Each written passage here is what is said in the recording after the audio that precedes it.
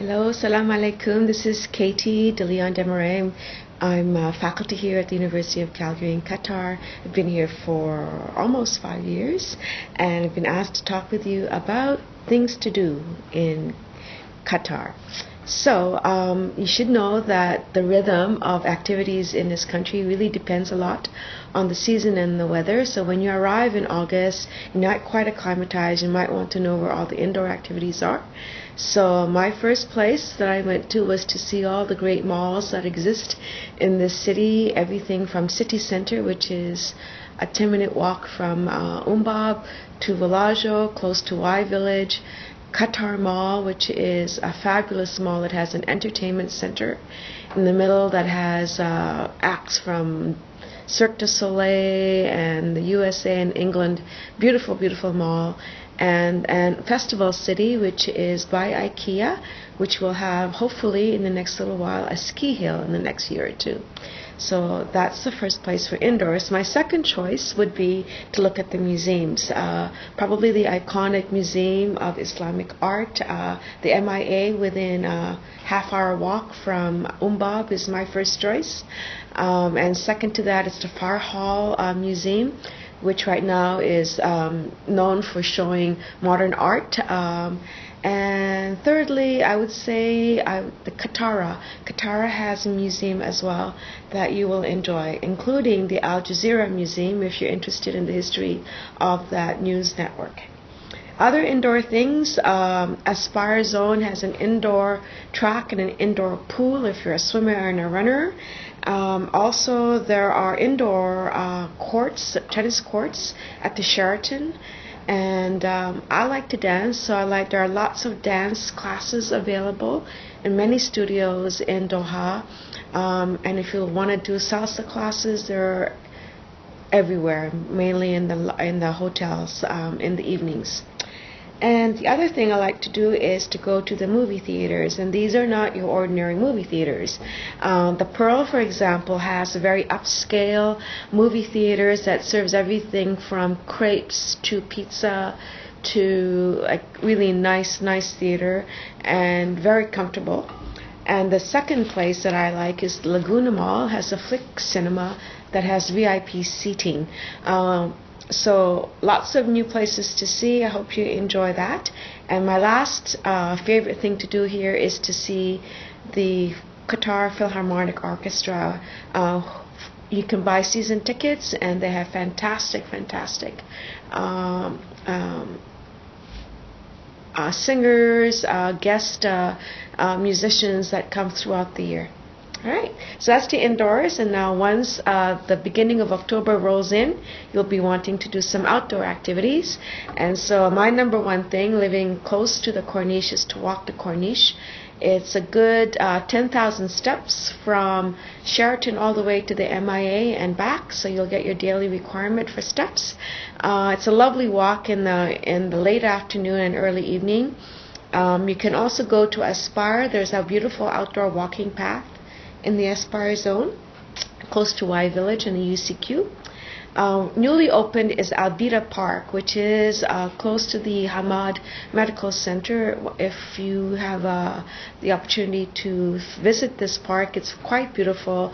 Good place for family picnics and just a good walk on the Friday morning. You can also go and get some day passes, and across the street from Umbab is an oasis called the Esdan Hotel, and on the fourth floor is an Olympic-sized pool that you can buy a day pass, or if you wish to do a yearly pass, it's also a very good investment.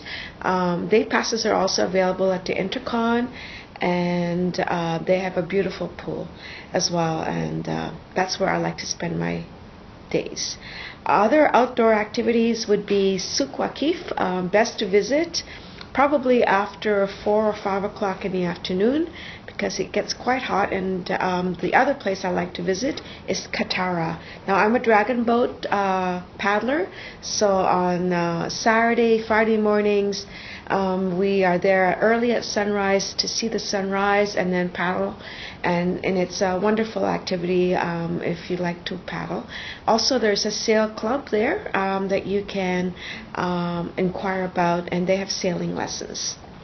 If you like water sports, there's also kayaking and stand-up paddleboard lessons available at the Pearl. And what else can I say? Oh, yes. If you also like to kayak, sometime around January, right through probably to the end of April, is kayaking tours available in Alcor, so you can see the flamingos and you can see the mangroves that are very beautiful at that time of the year.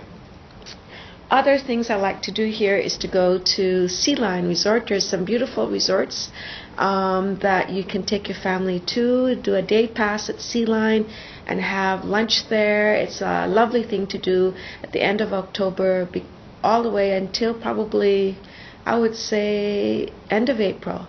Perfect time to go and see the beach and do some dune bashing as well in that area. And then, of course, if you like sporting events, very close to Umbab is the tennis courts. In December and January every year, the world-class tennis players come here and have competitions, and I would invite you to take advantage of this opportunity to see some excellent sporting events available at the tennis courts and also in the sports complex close by. All right, so those are my outdoor activities. If you wish, you can also do some day trips, and there are some tour companies that will take you through to some very interesting sites here in Qatar. The Richard Sear Towers are in the middle of the desert, and they're quite a sight to see. There's some beautiful terrains to see in Film City, and there's some terrace caves also close by. North in Secrete is beautiful beach and a lovely place to see the sunset. So just ask around, and you will find there you will not be bored. I've always been busy here every weekend, and you just need to find the time to do so many things. And the last thing I don't want you to miss out on is festivals. There are two big festivals that I think you will want to take part in. One is the Dhow Festival that happens in October every year, and dhows are the boats that were used for pearl fishing, and they are showcased here in October in Qatar. There's also a spring festival at the souk every year. It starts as early as mid-March and all the way through to May. And Qatar is also another pearl that you will find has multiple multicultural festivals that happen all year round. It also has an opera house, which is quite beautiful. And lastly, my best advice to you is to join two associations. One is the Qatar Natural History Society. It is a group that meets every first Wednesday of the month, and they have speakers, renowned speakers and experts from everything from coral reefs to the deserts and the fossils and the animal life in Qatar. And they will also take you on what they call rambles on a Friday, and take you out to these sites, and you will be educated and entertained by the experts in their fields. And the other place I encourage you to join is an association called Internations. This is an expat association that hosts many social events and other activities such as day tours, trips. There's a camera photography group.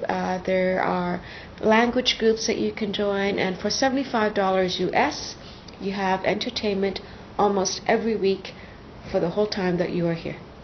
Okay, so that is my quick brief on what to do in Doha and Qatar. I'm sure you will find yourself well entertained while you're here. Thank you.